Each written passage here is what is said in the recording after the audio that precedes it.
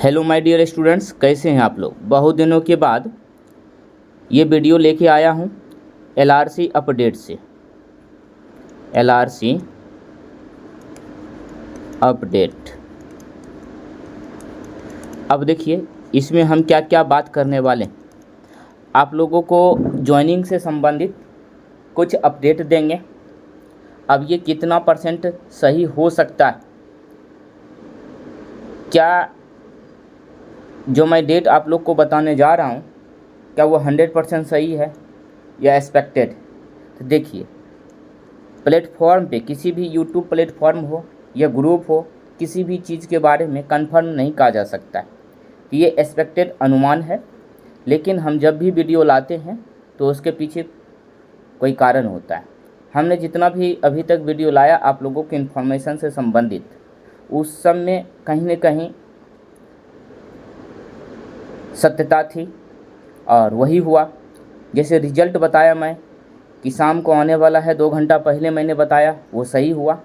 तो उम्मीद करिए ये भी अपडेट आप लोगों के लिए सही ही होगा। सबसे पहले देखिए, आप लोगों का रिवाइज रिजल्ट आया ना। रिवाइज रिजल्ट में आप लोगों को लग रहा है कि भाई ऐसा क्यों हुआ, ये किसी प्रकार का धांधली तो नहीं है। देखिए, ये किसी प्रकार का धांधली नहीं है। ये गवर्नमेंट जो भी किया है वो सही किया है। ये गवर्नमेंट की बात नहीं है, ये आयोग की बात है। आयोग में जितने भी अधिकारी लोग हैं उन्होंने जो भी किया है वो सही ही किया है, क्योंकि आप लोग का डॉक्यूमेंट वेरिफिकेशन हुआ। डॉक्यूमेंट वेरिफिकेशन में बहुत सारे ऐसे स्टूडेंट थे जिनका डॉक्यूमेंट उस समय जमा नहीं हो पाया था। उनको कुछ समय दिया गया था ना, कुछ समय दिया गया। उस समय में उन्होंने क्या किया, कुछ समय दिया गया।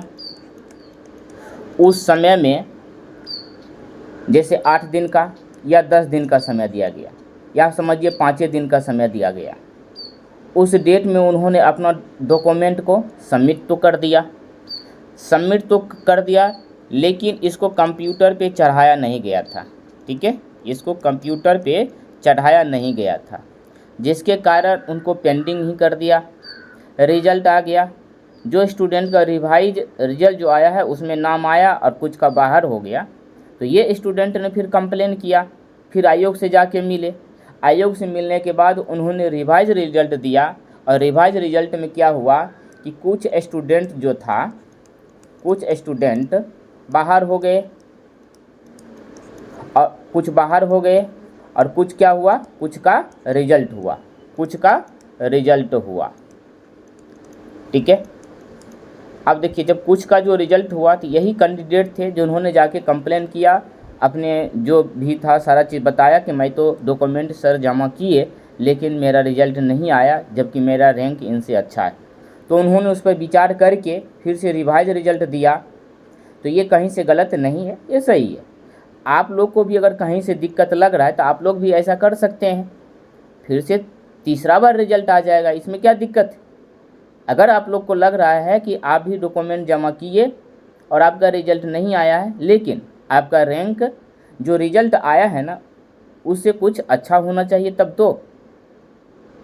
ना आपका रिजल्ट बनेगा। आपका रैंक से बाहर है और डॉक्यूमेंट जमा किए नहीं किए वो अलग बात है, तो रिजल्ट कैसे बनेगा, नहीं बनेगा। तो इसीलिए ऐसा हुआ है। अगर आप लोग को किसी भी प्रकार का डाउट है, ठीक है, अगर आप लोग का डाउट है तो आप लोग जाइए कंप्लेन कर सकते हैं। ठीक है, आप लोग कंप्लेन कर सकते हैं, तो इस पर भी विचार किया जाएगा। तो यहाँ से आयोग किसी प्रकार से गलत है नहीं, उन्होंने सही किया। अब रिजल्ट में देरी हो रहा है। अब रिजल्ट में जो देरी हो रहा है, क्या इसका जिम्मेदार आयोग है? इसका जिम्मेदार आयोग नहीं है, इसका जिम्मेदार गवर्नमेंट है। आयोग का काम होता है एग्ज़ाम कराना, डॉक्यूमेंट वेरिफिकेशन करवाना और फिर रिजल्ट प्रकाशित करवाना। ज्वाइनिंग का जो प्रोसेस होता है वो गवर्नमेंट की ही बात पे होता है। जब तक गवर्नमेंट नहीं बोलेंगे तब तक ये प्रक्रिया नहीं होगा। पैसा कौन देता है? गवर्नमेंट ही तो पैसा देती है। तो रही बात, सब चीज़ को अब भूल जाइए जो भी समय लगा। अब आगे जो प्रक्रिया होने वाली है, आप लोग का जो ज्वाइनिंग का जो प्रोसेस है, सबसे मेन मुद्दा यही है। ज्वाइनिंग कब से होगा, कब से होगा।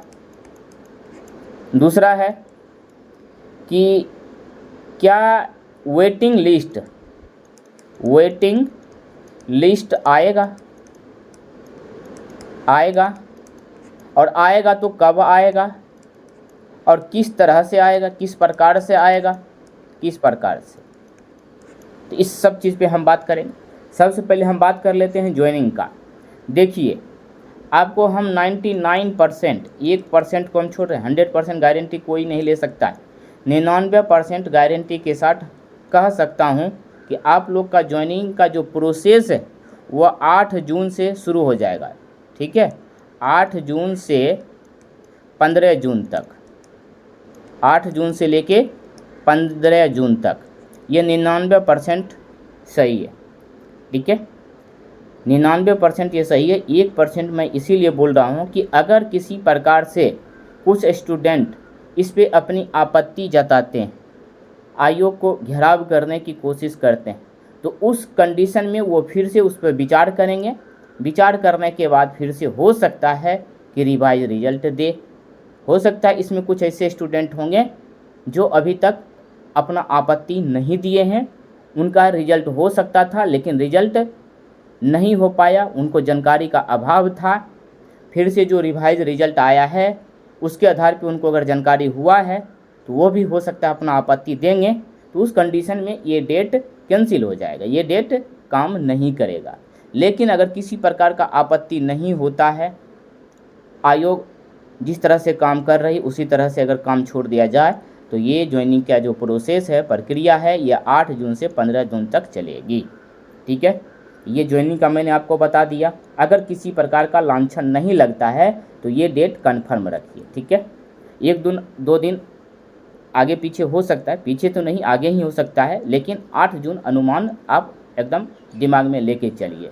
अपना आप लोग कागज पत्र है सब अच्छा से बना लीजिए। ठीक है, नहीं है तो बना लीजिए सही से, सब चीज़ इकट्ठा करके एक जगह रख लीजिए फाइल में। चलिए अब हम बात करेंगे ज्वाइनिंग वाला का। कोई तो क्वेश्चन नहीं ना है, आप कोई क्वेश्चन नहीं करिएगा फ़ोन करके, जो भी है कमेंट में कीजिएगा, फ़ोन मत कीजिएगा। ठीक है, ज्वाइनिंग का प्रोसेस 8 जून से चलने वाला है। ठीक है, सही बता रहा, ऐसे नहीं। ऐसे अगर हवा देना होता है तो मैं 2 महीना से एक भी वीडियो डाला हूँ, ये 50 वीडियो डाल देते, लेकिन नहीं, ऐसे मैं नहीं कर सकता हूँ। चलिए, वेटिंग लिस्ट वाले के लिए बहुत बड़ा क्वेश्चन कि क्या वेटिंग लिस्ट आएगा, कब आएगा, किस प्रकार से आएगा। सबसे पहले देखिए, आप लोगों का कन्फर्म 8 जून के बाद ही चलेगा। 8 जून के बाद, 8 जून का बाद का मतलब ये समझिए कि फर्स्ट राउंड का जो ज्वाइनिंग है, फर्स्ट राउंड मतलब क्या, जिसका रिजल्ट हुआ है, वो लोग का ज्वाइनिंग का प्रोसेस या ज्वाइनिंग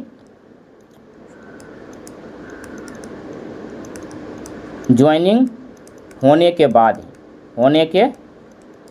बाद ही आप लोगों का वेटिंग लिस्ट प्रकाशित किया जाएगा।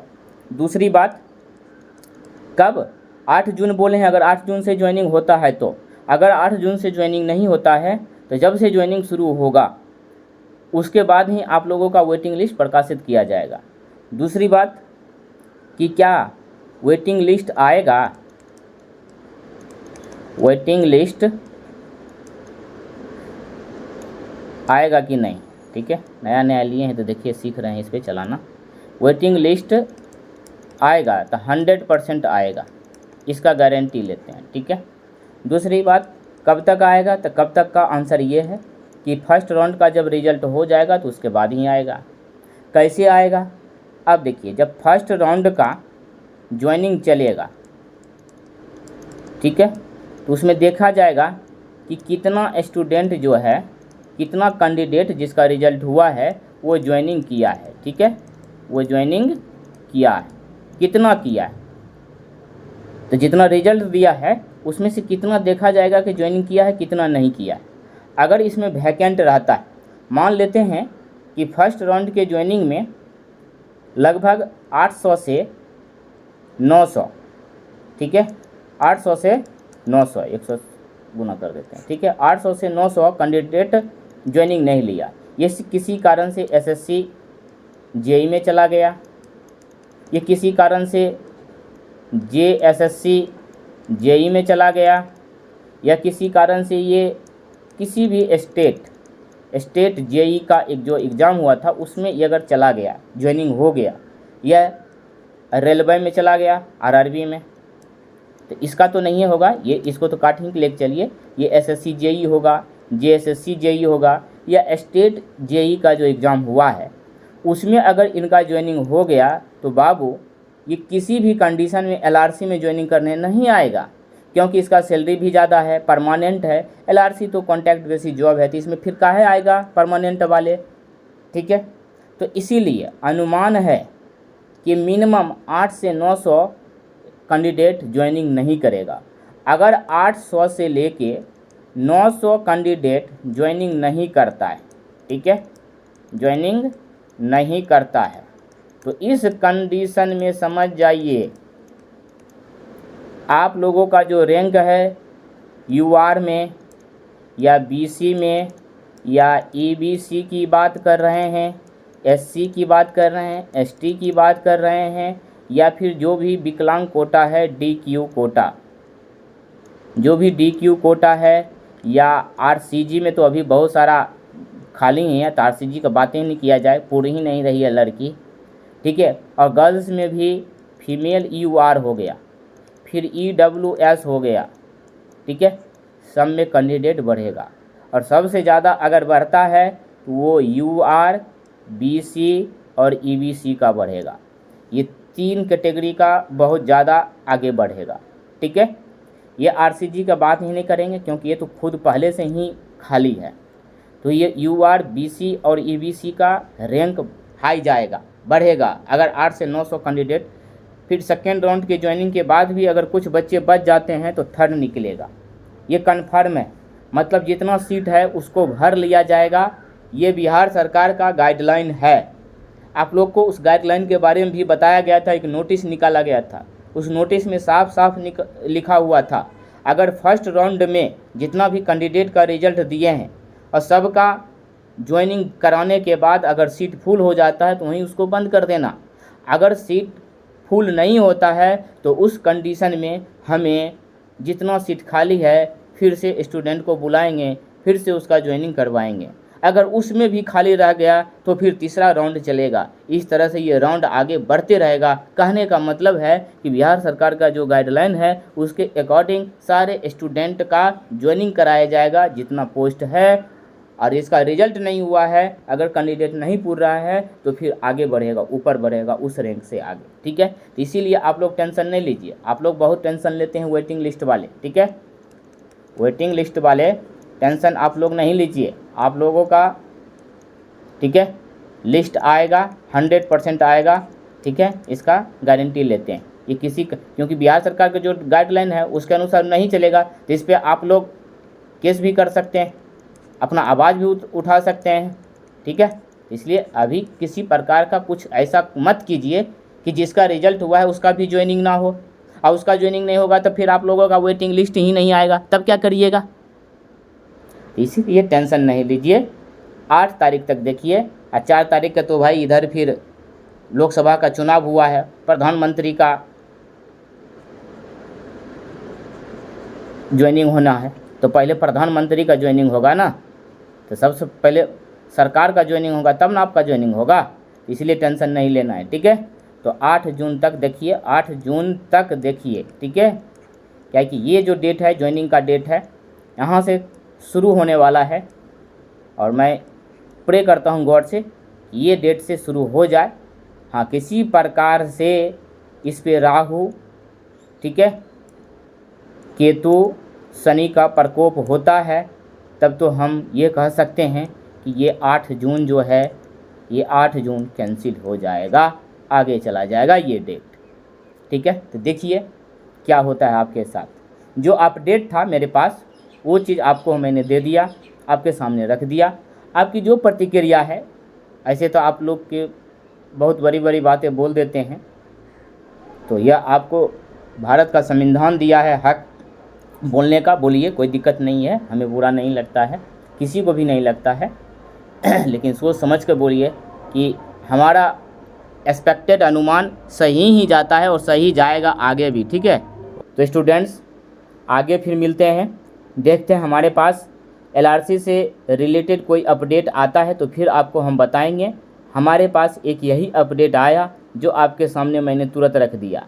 ऐसे ये अपडेट तो मुझे 5 दिन पहले ही आ गया था। माही टेक्निकल क्लासेस का जो टेलीग्राम चैनल है उस पर मैंने मैसेज कर दिया था, लेकिन आज मुझे जो ये पूरी तरह से आश्वासन हो गया कि 8 जून ही डेट है, तो मैंने इसका वीडियो भी बना दिया, ठीक है। थैंक यू, मज़े में रहिए, हंसते रहिए, ठीक है, खुश रहिए, थैंक यू।